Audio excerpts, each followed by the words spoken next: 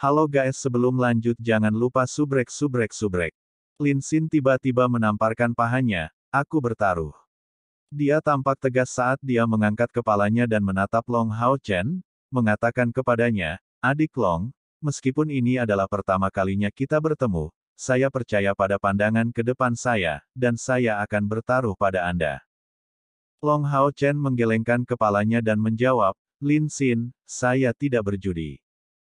Lin Xin menggelengkan kepalanya, dan berkata, saya tidak ingin Anda bertaruh dengan saya ingin bertaruh dengan diri saya sendiri.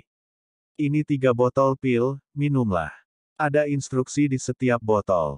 Saat dia berbicara, tangannya berkedip dengan lampu merah, dan 3 botol pil muncul di tangannya. Semuanya adalah botol yang terbuat dari kristal dan di setiap botol, ada 10 pil seukuran kacang kedelai. Namun, dalam hal warna, mereka tidak memiliki kesamaan. Long Hao Chen tidak langsung mengambil ketiga botol ini, dia menatap Lin Xin dengan tatapan bertanya. Lin Xin menghela nafas kecil, dan berkata, adik laki-laki, pil ini tidak gratis. Saya akan mengatakannya sekali lagi, saya ingin Anda menyetujui permintaan yang saya buat sebelumnya. Berikan aku janjimu. Long Hao Chen terkejut dan menatapnya, pilmu sangat berharga, tetapi hanya untuk sebuah janji, kamu. Lin Xin tertawa samar, itulah mengapa ini taruhan. Saya percaya pada intuisi saya, lebih jauh lagi, jika saya benar-benar memenangkan taruhan ini, saya yang akan mendapat untung. Dari hal-hal yang saya hasilkan, inilah yang paling saya banggakan. Ini bahkan lebih baik daripada pil energi sampai batas tertentu. Selain itu, mereka tidak pernah tersedia untuk dijual. Dalam hal pembuatan pil, saya memiliki keyakinan pada kemampuan saya. Sejujurnya, saya tidak benar-benar ingin menjadi seorang alkemis. Tujuan terbesar hidup saya adalah berjalan dan menjelajahi seluruh benua, untuk menemukan peninggalan misterius dan sisa-sisa kuno. Untuk memenuhi tujuan ini, kesempatan terbesarku adalah menjadi anggota regu pemburu iblis. Saya memiliki bakat alami untuk membuat obat alkimia tetapi dalam hal sihir, saya sangat kurang. Saya kuat dengan mantra tipe tambahan, tetapi dengan mantra ofensif, saya tidak memadai. Jadi, bahkan jika saya memiliki jumlah kekuatan sihir yang melimpah, saya tidak dapat memberikan kekuatan yang cukup saat bertarung. Kali ini saya telah mendaftar untuk seleksi perburuan iblis, dan di dalam kuil penyihir, saya yakin dengan kemampuan saya untuk melewati kualifikasi. Namun, mengenai putaran final antara 6 kuil besar, saya khawatir saya tidak bisa menjamin apapun. Terutama karena daya juang saya tidak mencukupi, saya membutuhkan skuad yang kuat. Jika Anda bisa menjadi salah satu dari 3 besar di final, maka Anda akan memiliki kesempatan untuk memilih saya sebagai salah satu anggota pasukan Anda. Anda hanya perlu berjanji untuk memberi saya kesempatan itu dan 3 botol pil ini akan menjadi milik Anda. Jika Anda tidak bisa masuk 3 besar, maka anggap saja seolah-olah saya salah bertaruh. Aku bisa melihat sekilas tingkat kekuatanmu. Mengandalkan tingkat pelatihan Anda, saya khawatir bergegas ke 3 besar akan menjadi tugas yang sulit. Tapi, ketika Anda memperhitungkan pil yang saya berikan, kemungkinannya tidak lagi sama. Mungkin benar-benar Anda akan memiliki kesempatan. Saudara Long, bagaimana kalau kita berdua saling memberi kesempatan? Tepat pada saat ini, Hao Yue terhuyung-huyung. Setelah Long Hao Chen menyimpan bola batu ke dalam cincin, lupakan aku tidak, suasana hatinya sedikit tenang. Dengan cara yang sangat manusiawi, dia bangkit dengan kaki belakangnya dan mendorong hidungnya ke arah 3 botol di tangan Lin Xin untuk mengendusnya. Setelah melakukannya, dia menoleh ke Long Hao Chen dan mengangguk. Saat ini, sebuah pikiran yang dikirim dari Hao Yue muncul di dalam hati Long Hao Chen, orang ini tidak memiliki niat jahat. Kamu bisa mempercayainya. Apa yang ditransmisikan Hao Yue ke Long Hao Chen adalah sejenis perasaan. Long Hao Chen tidak tahu dari mana asalnya.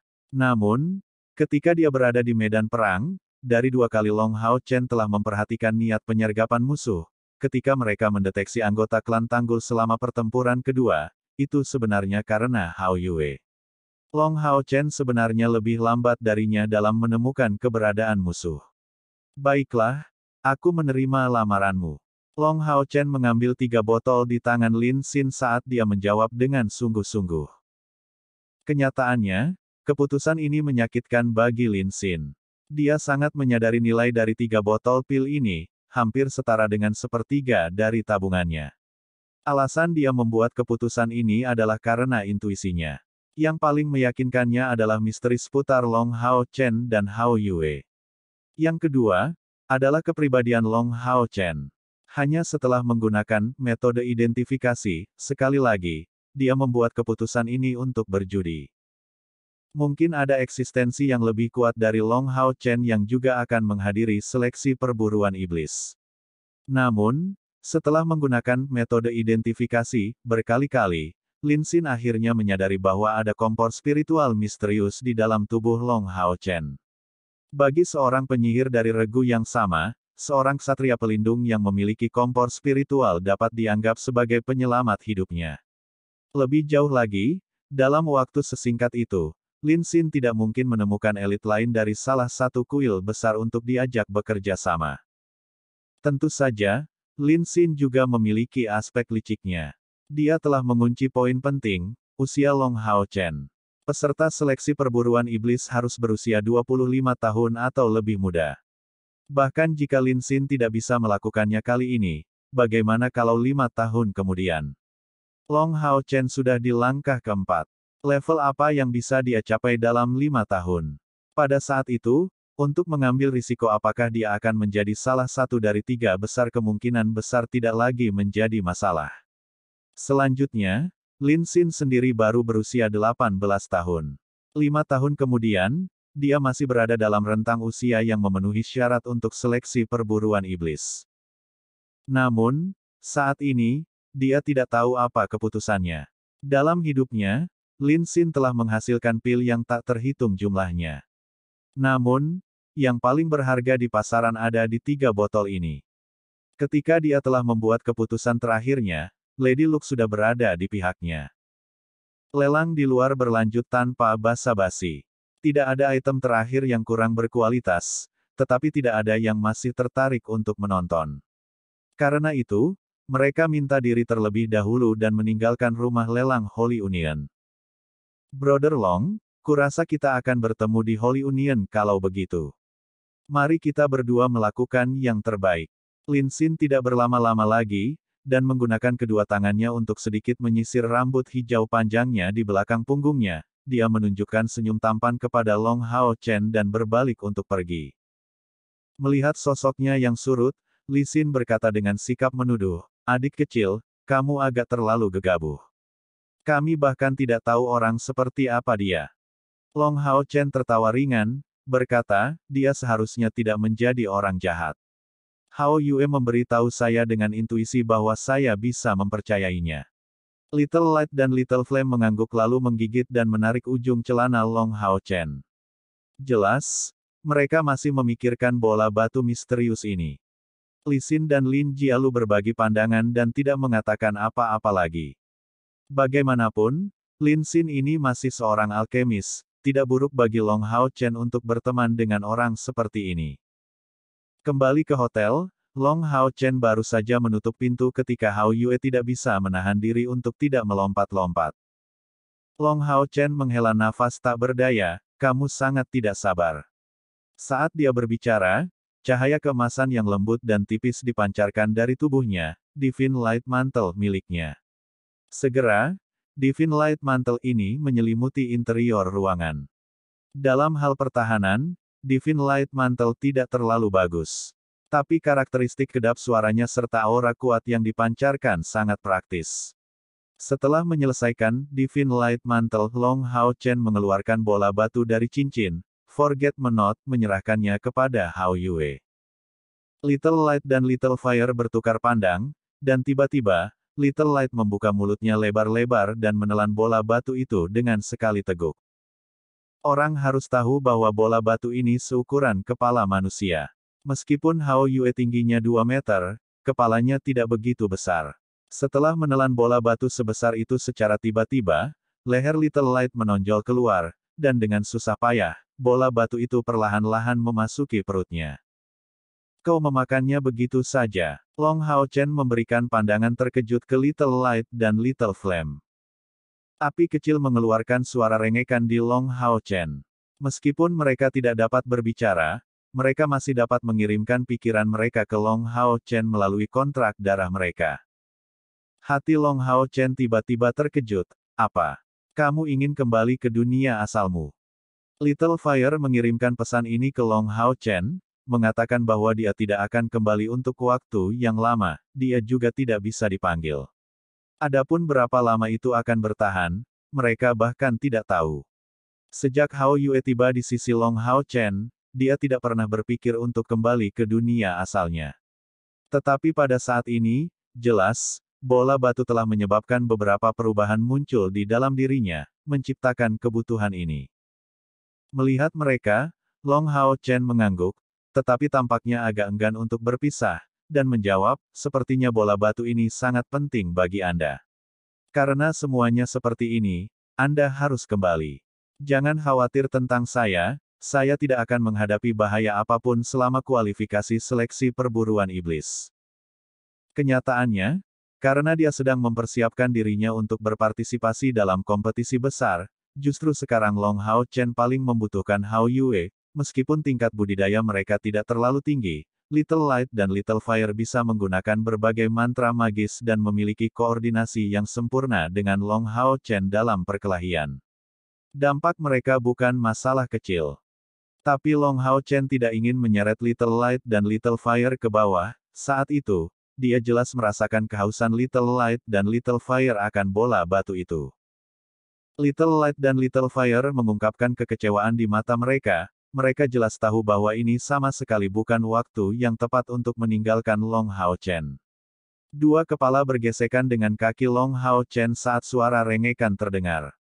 Namun, tampilan tegas mereka tidak berubah sedikit pun. Mereka jelas penuh tekad.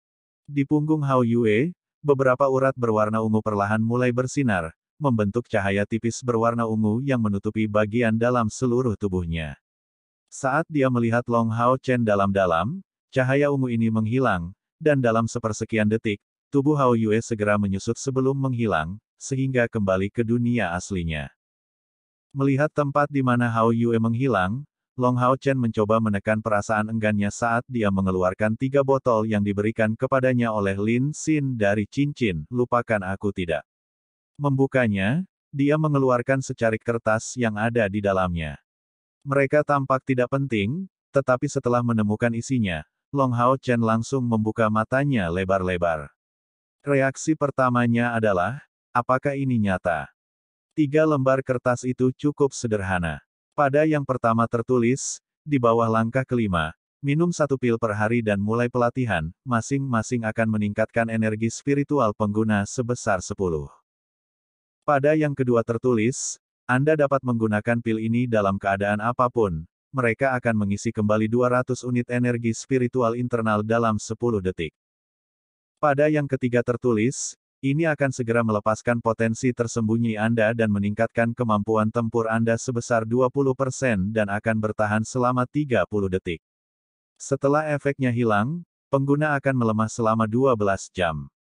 Meskipun Long Hao Chen tidak tahu bahwa pil ini adalah pil terbaik dari langkah keempat, dia bisa melihat betapa berharganya barang-barang ini. Untuk alasan ini, dia merasa sangat berhutang budi pada Lin Xin. Terlepas dari apakah itu untuk janjinya kepada Lin Xin atau untuk mencapai tingkat kultivasi yang diperlukan untuk mencari orang tuanya bahkan 1 hari sebelumnya, itu perlu baginya untuk mengerahkan upaya sebanyak mungkin. Tenggelam dalam pikirannya, Long Hao Chen mengeluarkan salah satu pil di botol pertama dan menelannya sebelum duduk bersila untuk berkultivasi. Keesokan paginya, kelompok 5 Long Hao Chen melanjutkan perjalanan mereka, langsung menuju kota suci. Setelah istirahat seharian, semua orang bersemangat. Seleksi perburuan iblis akan segera dimulai, dan jauh di lubuk hati, mereka semua bertekad dan penuh antisipasi. Tanpa ragu, mereka semua sangat termotivasi. Setelah 2 hari perjalanan, mereka cukup dekat dengan kota suci, jadi kelompok Long Hao Chen melambat dan mengambil waktu mereka untuk maju. Kompetisi hanya akan dimulai dalam 1,5 hari, jadi mereka tidak perlu terburu-buru. Berjalan ke depan, mereka tiba-tiba mendengar beberapa orang berdebat di depan, menarik perhatian mereka. Sejak awal, si botak ini merusak pemandangan. Sangat nyaman bahwa kita belum mencapai kota suci, tampaknya Anda bahkan tidak perlu hadir. Serahkan plat nomormu, lalu marah dan kembali ke kota Siu. Seorang pendeta yang bahkan tidak bisa menyembuhkan sebenarnya ingin memimpin kita. Kalian ingin memberontak. Sebuah suara yang dalam terdengar. Keributan yang tiba-tiba ini telah menarik perhatian Long Hao Chen karena suara pertama terdengar sangat familiar. Setelah melewati sebuah hutan kecil, Long Hao Chen, Li Xin, dan yang lainnya bisa melihat kedua belah pihak bertengkar di depan mereka. Ada total 6 orang di belakang hutan. Penilaian Long Hao Chen tidak salah, salah satu dari orang-orang itu secara tak terduga adalah orang yang dikenalnya. Orang yang dia temui secara kebetulan di Gunung Suci Ksatria, Guiwu. Pada saat ini, Guiwu dipasang di atas cacing tanah bercangkang merah yang berapi-api dan bertubuh merah. Tangan kanannya mencengkeram tombak saat dia duduk tegak, tampaknya jauh di atas yang lain. Keenam orang ini terbelah menjadi dua sisi Guiwu, yang secara tak terduga berjumlah 5 orang, dan yang mengejutkan di sisi lain, satu sosok tunggal. Sosok tunggal itu adalah seorang pria botak raksasa. Dia sangat tinggi, setidaknya 2 meter atau lebih, memiliki punggung yang lebar, dan otot-ototnya yang menonjol meregangkan pakaiannya dengan kencang. Dengan penampilan yang sedikit kasar, kepalanya yang botak berkilau seperti bola lampu. Alisnya yang seperti pedang menutupi mata yang ganas, seperti harimau, dan wajahnya menunjukkan hidung yang lurus dan tinggi dengan rahang persegi. Tampak sangat mengesankan. Tapi yang membuat Long Hao Chen dan yang lainnya penasaran adalah bahwa si botak bertubuh kekar ini secara mengejutkan mengenakan jubah putih. Jubah putih ini adalah sesuatu yang hanya akan dikenakan oleh seorang pendeta. Mempertimbangkan apa yang baru saja mereka dengar, ekspresi Long Hao Chen dan yang lainnya memancarkan keheranan. Apakah orang kuat yang fisiknya bahkan melampaui prajurit dan ksatria rata-rata ini benar-benar seorang pendeta? Benar, pria itu adalah seorang pendeta. Apakah dia tidak memegang tongkat sihir di tangannya? Jika seseorang bisa menyebutnya sebagai tongkat sihir. Tangan kanan si botak bertubuh kekar ini menggenggam tongkat hitam pekat sepanjang 3,5 meter dan setebal lengan seseorang. Bahan tongkatnya tidak terlihat, dan di ujung tongkat itu bertatahkan permata kuning redup yang berkilauan. Tanpa permata ini, orang akan benar-benar berpikir bahwa tongkat ini hanyalah sebuah batang besi. Karena daerah yang dilalui Long Hao Chen dan yang lainnya berada di lereng gunung, mereka dapat dengan jelas melihat 6 orang ini, tetapi pihak lain tidak dapat melihat mereka. Kelompok 5 yang saat ini menghadapi pendeta botak ini jelas dipimpin oleh Guiwu. Dia mengarahkan tombaknya ke arah pendeta botak itu dan berkata, "Si Masian, berikan aku plat nomormu, lalu marahlah sehingga kami bisa meninggalkanmu di sini. Di kota suci, orang sepertimu hanya akan menjadi aib bagi kota Siu kami." Mata pendeta botak itu bersinar dingin, "Aku, ayahmu, tidak akan menyerahkannya. Bagaimana kalau kalian mencoba dan mengambilnya dariku?" Guiwu tertawa sinis, "Kalau begitu kami akan menghajarmu sampai ibumu sendiri tidak bisa mengenalimu." Menyerang.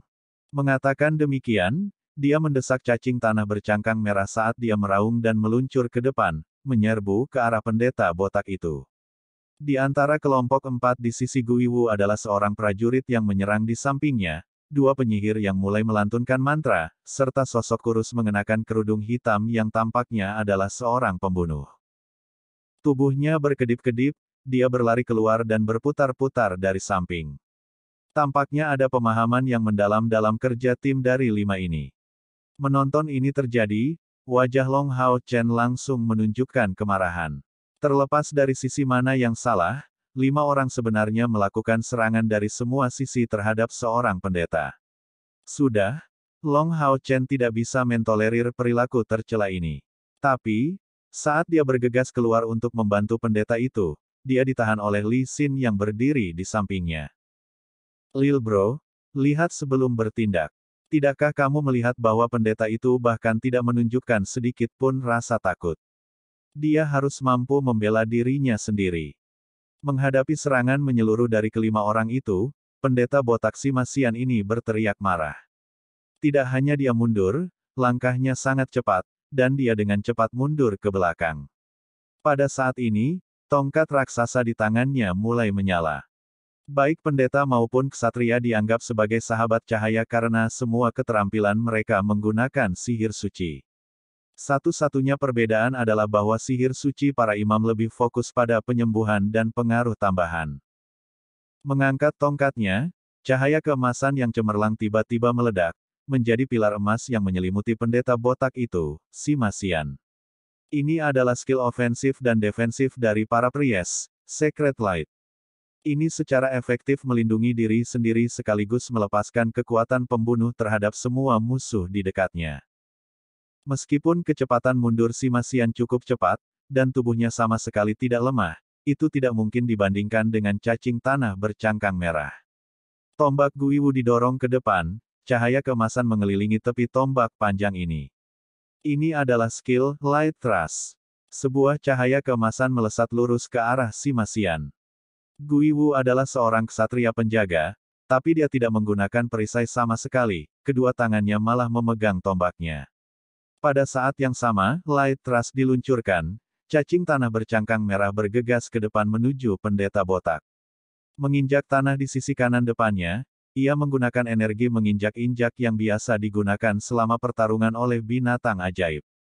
Getaran yang kuat menyebar ke seluruh tanah, menyerang dan menenggelamkan lingkungan. Persis seperti yang dikatakan Li Xin, wajah Simasian tidak menunjukkan perubahan sedikit pun, sebaliknya, wajah pendeta tegap ini menunjukkan ekspresi garang. Dengan bas, Light Thrust segera diblokir dan dihilangkan oleh Secret Light. Cacing tanah bercangkang merah mencap lapisan demi lapisan tanah, menyebarkan cahaya putih murni ke sekeliling saat binatang yang menyerang itu mengarahkan Breaking Charge di bawah kakinya. Teriak Simasian keras, memutar tongkat sihir besar di tangannya, langsung menyambut tombak Guiwu.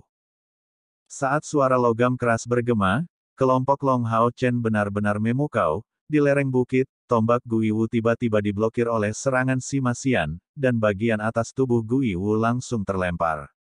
Tepat setelah suara tabrakan terdengar, terbukti, tongkat sihir dari pendeta botak ini memang terbuat dari bahan logam.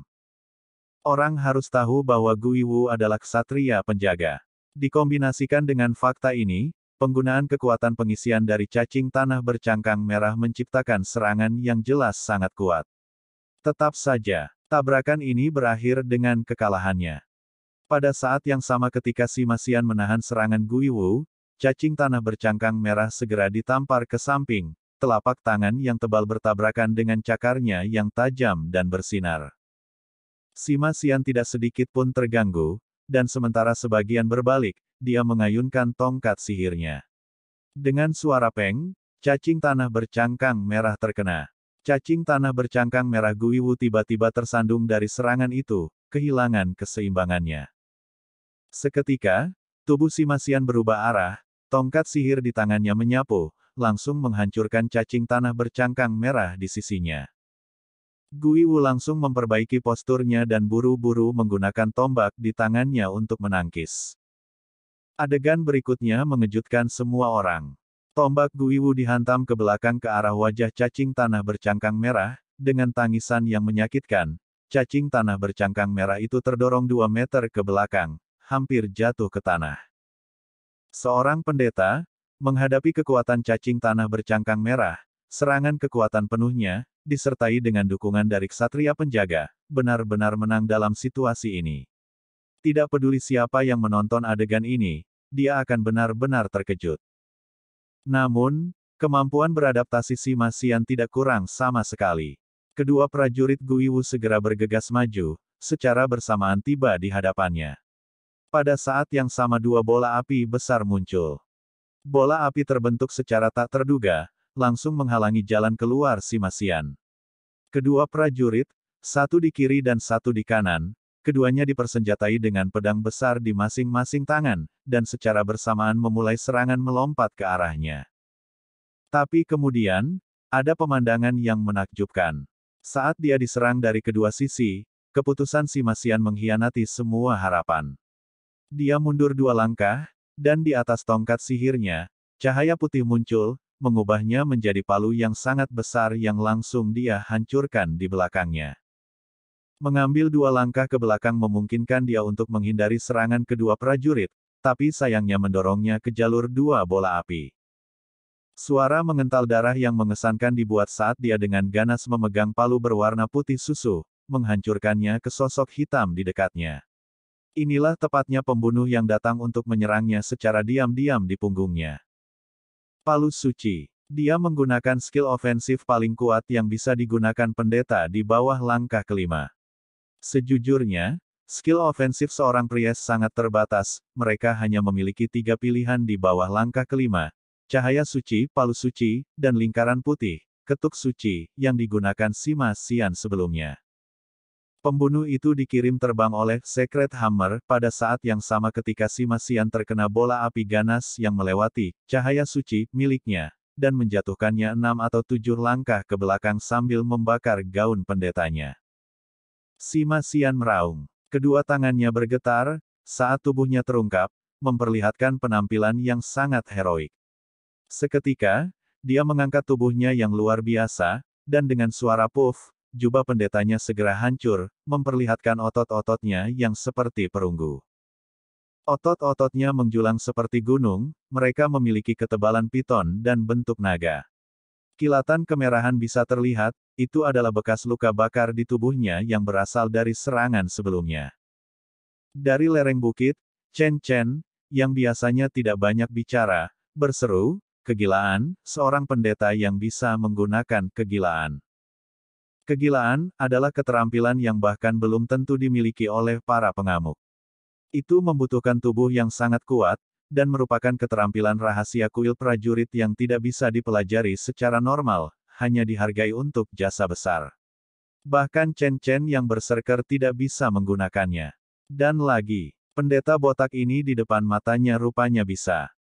Dengan 2 suara bang, bang, 2 prajurit yang telah ditolak secara tiba-tiba oleh tongkat sihir si Masian mulai bergegas, tapi Guiwu sudah menyerang, skill Fight Halo Guardian Knight miliknya menyebar ke sekelilingnya. Tombak di tangannya memancarkan kilatan emas, saat berubah menjadi lusinan tombak yang ditujukan ke si Masian. Dalam mode kegilaan, tubuh si Masian bahkan lebih kuat, dan tongkat sihirnya dicambuk ke atas dan ke bawah sebelum langsung menyerang cacing tanah bercangkang merah bahkan tanpa mundur setengah langkah. Serangan yang solid dengan pertahanan yang solid. Pada saat ini, wajah Guiwu sudah menjadi sangat jelek. Dia tahu bahwa si Masian adalah lawan yang cukup tangguh, tetapi dia tidak menyangka dia memiliki level seperti itu. Bahkan jika dia dikelompokkan dengan 2 prajurit, dia hanya bisa menjadi tandingan si Masian. Serang terus-menerus, kegilaannya tidak akan bertahan terlalu lama. Guiwu berteriak, saat cahaya keemasan menutupi tubuhnya meningkat, sementara cacing tanah bercangkang merah membantu memblokir sebagian besar serangan si Masian. Pada saat ini, di belakang Guiwu, cahaya merah besar sepanjang 3 meter muncul di udara, memancarkan awan berwarna merah menyala di sekelilingnya. 2 orang di belakang Guiwu, yang tampak seperti penyihir, mengangkat tongkat sihir mereka, dan menghasilkan pancaran warna merah yang sangat besar. Sihir gabungan, tarian api berhamburan mulia. Mantra ofensif yang kuat dari langkah kelima. Kedua penyihir ini seperti saudara, secara halus mengandalkan sihir gabungan, mereka menggunakan mantra dengan kekuatan ofensif yang luar biasa. Kulit pendeta botak si Masian berubah total. Dia sangat gagah berani, tetapi pada akhirnya, dia tidak lebih dari seorang pria lajang, dengan tingkat kultivasi langkah keempat.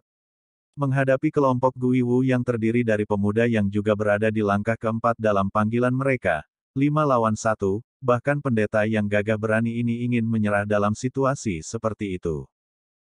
Tiba-tiba, saat Glorious Scattering Fire Dance naik di langit, mengunci si Masian, 2 titik cahaya memenuhi langit, memaksa diri mereka sendiri ke tengah medan perang. Dalam sekejap, seberkas cahaya kemerahan tiba di tubuh si Masian, dan seketika, seluruh tubuh si Masian ditutupi oleh lapisan prasasti emas kemerahan, meningkatkan kekuatan serangan, dan pertahanannya. Masih dalam mode kegilaan, dia mengangkat tongkat sihirnya, dan dengan keras mengguncang kedua prajurit itu. Titik cahaya kedua, yang berwarna putih, terbang ke arah para penyihir ketika adegan aneh terjadi. Glorious Scattering Fire Dance, yang semula terkunci pada Sima Xian tiba-tiba berubah arah dan malah diarahkan ke sisinya. Hong, dengan kilatan lampu merah, tidak ada yang tersisa selain bumi hangus dalam radius 10 meter. Yang mengejutkan, seorang pemuda berkilauan dengan pancaran warna emas tetap ada, berdiri dengan bangga di tengah zona yang terkena Glorious Scattering Fire Dance. Dia bahkan tidak tampak sedikit pun terpengaruh olehnya. Pemuda dengan perisai di tangan kirinya dan pedang di tangan kanannya tidak lain adalah Long Hao Chen. Dengan pedang cahaya di tangannya berorientasi pada Sima Xian, dia telah menggunakan Bright Vengeance dengan penghalang surgawi, mengubahnya menjadi cahaya penyembuhan yang ditujukan ke tubuhnya. Energi hangat ini menenangkan Sima Xian, menenangkan rasa sakit yang datang dari kegilaan, sambil membangkitkan semangatnya. Berhenti. Mengendarai cacing tanah bercangkang merah, Guiwu dengan ganas mengangkat tombaknya, saat cacing tanah bercangkang merah mundur beberapa langkah bersama dengan dua rekan prajuritnya, menghentikan serangan mereka. Itu kamu. Guiwu menatap Long Hao Chen dengan mata muram. Long Hao Chen dengan acuh tak acuh menjawab, ini aku. Jadi kamu masih ingat taruhan antara Guru Ye Hua dan ayahmu yang terhormat, kan? Ekspresi Guiwu berubah sedikit. Dia secara pribadi telah melihat bagaimana Long Hao Chen benar-benar berhasil mengusir mantra ofensif dari langkah kelima, Glorious Scattering Fire Dance. Kepercayaan dirinya yang asli telah melemah dengan selisih yang lebar. Tentu saja, aku ingat. Kita akan bertemu saat pemilihan. Kami akan pergi. Melihat kelompok pendamping Long Hao Chen dengan pendeta kejam Sima Xian, mereka hanya bisa pergi dengan tenang. Kedua prajurit dan pembunuh, yang telah menderita banyak luka, pergi dengan murung, maju bersama dengan Guiwu menuju kota suci. Long Hao Chen tidak menghentikan Guiwu. Tidak ada gunanya menyerangnya sekarang, dia masih harus melawannya selama kompetisi yang akan datang. Setengah tahun sebelumnya, Guiwu adalah ksatria peringkat ke-8. Pada titik ini, dia sudah menjadi Grand Knight peringkat pertama. Lebih lanjut menambahkan fakta bahwa ia memiliki cacing tanah bercangkang merah, Long Hao Chen belum tentu cocok untuknya. Sungguh tindakan, melihat kelompok Guiwu yang pergi, Sima Xian mengucapkan kata-kata ini, penuh dengan penghinaan. Long Hao Chen berbalik ke arahnya dan berkata, "Hai. Senang bertemu denganmu, saya Long Hao Chen." Sima Xian mengelus kepalanya yang botak, dan dengan tawa ringan, dia membalas, "Terima kasih adikku, aku Sima Xian. Apakah Anda datang ke kota suci untuk berpartisipasi dalam seleksi juga?" Long Hao Chen mengangguk dan menjawab, "Ya, kami datang dari kota Hao Yue di selatan." "Apa yang terjadi barusan? Mungkinkah kalian semua berasal dari kota Xiu?" Wajah Sima Xian menjadi tertekan, jangan mengungkitnya, orang-orang ini tidak memiliki sesuatu yang baik. Terutama Guiwu itu, dia penuh dengan trik jahat. Pada saat itu, saya menolak untuk menyelesaikan tugas saya bersama dengan mereka, jadi mereka berpikir untuk mencegah saya berpartisipasi dalam seleksi ini, mengatakan bahwa saya akan mempermalukan kota Xiu dan seterusnya. Bagaimana mungkin hanya karena yang hebat yang tidak dapat kusembuhkan, aku akan membuat kota Xiu kehilangan muka. Dari sudut pandang saya, sepertinya mereka khawatir bahwa saya mungkin membawa kembali hasil yang baik dari seleksi ini, dan karena itu, ayah Guiwu ini, konsulat kota Xiu, tidak akan bisa menang melawan guru saya. Ini penjelasan yang tepat. Seorang pendeta yang tidak bisa menyembuhkan. Hati Long Hao Chen berkedut. Orang ini benar-benar aneh. Sima Xian cukup lugas, saat dia berkata, "Adik Long, kamu telah membantuku hari ini. Saya akan mengingat kebaikan ini, saya berhutang budi kepada Anda, dan di masa depan, saya pasti akan mengembalikannya. Saya pergi dulu, saya harus bergegas menemui guru saya di kota Xiu, untuk memberitahu dia bagaimana mereka mencoba mencegah saya bersaing. Aku pergi, selamat tinggal." Saat dia selesai, pendeta botak yang kejam ini pergi menuju kota Xiu, mengambil langkah besar dan membawa tongkat sihirnya. Li Xin tiba di sisi Long Hao Chen, dan tidak bisa menahan tawa. Puhu, si botak ini cukup menarik. Ini adalah pertama kalinya saya bertemu dengan seorang pendeta yang tidak dapat menyembuhkan. Long Hao Chen juga tertawa, benar, orang yang aneh. Kita harus pergi juga. Kota suci, di markas besar aliansi kuil. Kota telah dibangun secara progresif setelah umat manusia memasuki zaman kegelapan, itu pada dasarnya adalah pusat komando aliansi kuil.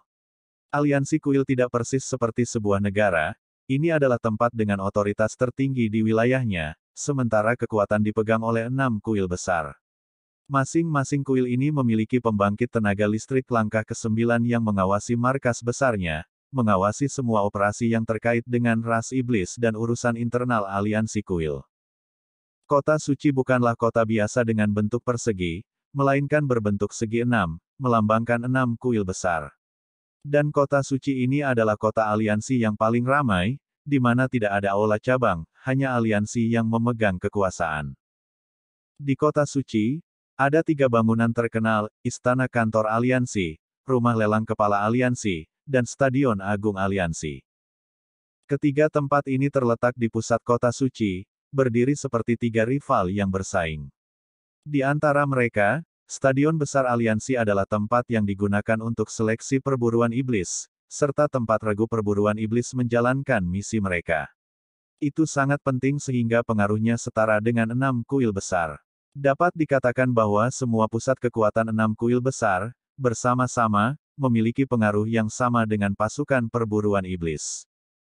Di antara 3 bangunan yang sangat terkenal, Stadion Pemeriksaan Aliansi juga merupakan bangunan yang mencakup area terluas di kota. Itu adalah bangunan melingkar dengan diameter 300 meter yang menutupi 6 wilayah kota. Selanjutnya, itu termasuk menara misi eksklusif perburuan setan, pusat transaksi perburuan setan, dan gudang harta karun kuil. Ketika kelompok Long Hao Chen tiba di pintu kota suci, pengawas Feng Yang muncul di depan mereka sekali lagi, dan membuat mereka memasuki kota suci, sebelum langsung menuju ke Stadion Agung Aliansi untuk melaporkan kedatangan mereka. Sesampainya di tempat 6 kuil yang bertugas menerima pengunjung, kelima orang dalam kelompok Long Hao Chen harus berpisah. Mereka harus menuju ke kuil masing-masing untuk mengikuti acara tersebut. Kakak Lin, kakak tertua Chen, kakak kedua Chen, lakukan yang terbaik. Kami harus berjuang untuk bertemu di final kompetisi. Long Hao Chen berkata dengan wajah tersenyum. Chen Si dengan ringan menghela nafas, mari kita coba yang terbaik. Melihat wajah adiknya, dia jelas merasa tidak percaya diri. Kompetisi kuil prajurit adalah yang paling intens, dan sebagai junior dari langkah keempat, di peringkat kedua dalam hal tingkat kultivasi, akan sangat sulit bagi mereka untuk masuk 10 besar. Lin Jialu dengan rendah hati tersenyum, dan membalas, Hao Chen, baik Li Xin dan aku akan mencoba yang terbaik juga. Kelima orang itu merasa enggan untuk berpisah, karena mereka pergi ke kuil masing-masing untuk melaporkan kedatangan mereka. Ketika Long Hao Chen dan Li Xin tiba di kuil ksatria untuk membuat laporan, mereka bisa langsung melihat Ye Hua yang berdiri di sana. Melihat Long Hao Chen dan Li Xin, Ye Hua tidak menunjukkan ekspresi senang, dia memiliki keyakinan pada murid pribadinya, dan mengingat Li Xin memiliki ros unicornnya dan memiliki tingkat kultivasi yang tinggi, tidak normal bagi mereka untuk tidak dapat lulus ujian. Guru, melihat Ye Hua, Long Hao Chen segera menjadi bersemangat saat dia naik ke sisinya. Ye Hua menjawab, pergilah, kamu harus mendaftar dulu, kita akan bicara setelah itu. Anda akan memiliki hari istirahat, dan lusa, di pagi hari, kontes pendahuluan akan dimulai. Wajahnya terlihat sedikit muram. Pendaftaran sangat sederhana. Anda akan menyerahkan ubin resmi Anda dan menerima plat nomor lain yang menandai Anda sebagai peserta kuil ksatria, lalu pendaftaran akan ditutup. Bagi peserta yang tidak berhasil dalam misi uji coba sebelumnya, ubin resmi akan diambil oleh pengawas. Dengan demikian, seseorang hanya perlu menyelidiki keaslian ubin resmi untuk melanjutkan. Setelah laporan, Ye Hua membawa Long Hao Chen dan Li Xin ke kuil ksatria untuk membuat pengaturan di sebuah hotel dekat Stadion Agung Aliansi untuk memeriksa mereka, sebelum langsung membawa mereka ke kamar mereka. Persaingan ini akan cukup ketat, tolong persiapkan mentalmu. Ye Hua berkata, dengan wajah muram. Li Xin dan Long Hao Chen saling melirik, secara internal menggigil pada saat yang bersamaan. Ye Hua dengan dingin berkata, saya melakukan penelitian saya. Setidaknya 100 orang akan berpartisipasi dalam kontes pendahuluan kompetisi ini, dan jumlah konkretnya akan tergantung pada hasil laporan terakhir besok. Di antara mereka yang telah dilaporkan, 3 ksatria bumi juga telah muncul. Apa? Li Xin berteriak kaget, ksatria bumi dari langkah kelima. Tidak ada perbedaan besar antara Ye Hua dan mereka. Selain itu, saat memasuki langkah kelima, energi spiritual akan mulai mencair, meningkatkan kekuatan masing-masing kemampuan mereka, tanpa kecuali, dengan selisih yang sangat besar. Ada satu kata perbedaan antara gelar Ksatria Bumi dan Ksatria Agung satu, tetapi mereka berbeda seperti bumi dan langit. Berbeda dengan Li Xin yang benar-benar terkejut, Long Hao Chen jauh lebih stabil, dan meskipun dia hampir tidak bisa mengendalikan emosinya, sorot matanya sama kerasnya seperti di masa lalu.